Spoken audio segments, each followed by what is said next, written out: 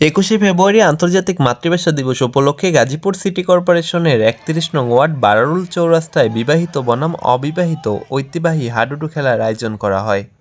এ সময় উক্ত অনুষ্ঠানে প্রধান অতিথি হিসেবে উপস্থিত ছিলেন গাজীপুর সদর মেট্রো থানা বিএনপির সভাপতি অ্যাডভোকেট মেহেদী হাসান এলিস।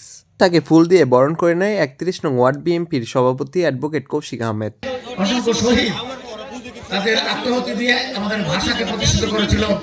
সেই দিনটিকে জাতিসংঘ আন্তর্জাতিক ভাষা দিবস হিসেবে ঘোষণা করেছে। এটা আমাদের গৌরবের বিষয়।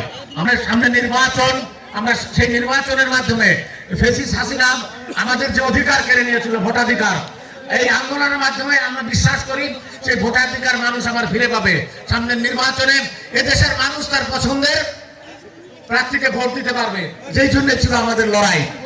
উক্ত খেলায় সভাপতিত্ব করেন গাজীপুর সদর মেট্রো থানা বিএনপির সাধারণ সম্পাদক মোহাম্মদ সাইফুল ইসলাম টুটুল। এ সময় তাকে ফুল দিয়ে বরণ করে নেয় ৩১ নং ওয়ার্ড বিএনপির সাধারণ সম্পাদক মেহেদী মোশাররফ ও যুগ্ম সাধারণ সম্পাদক মোহাম্মদ শাহিন পারভেজ। আগামী দিনে আপনারা খেলাধুলার মধ্যে থাকবেন, দেশকে এগিয়ে নিয়ে যাবেন। এছাড়াও আরও উপস্থিত ছিলেন বিএনপির অন্যান্য নেতাকর্মীরা। দুই পক্ষের টানটান উত্তেজনায় বিকাল ৪টায় শুরু হয় ঐতিহ্যবাহী হাডুডু খেলা। খেলাটি উদ্বোধন করেন গাজীপুর মহানগর ছাত্র দলের সাবেক সভাপতি মোহাম্মদ জাহাঙ্গীর আলম। দুই দলের প্রতিদ্বন্দ্বিতা আর টানটান উত্তেজনায় তুঙ্গে ছিল প্রতিটি মুহূর্ত।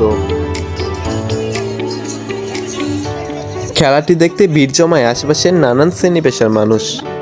খেলা শেষে বিজয়ী টিমের হাতে প্রাইজ তুলে দেয় বিএনপির নেতাকর্মীরা।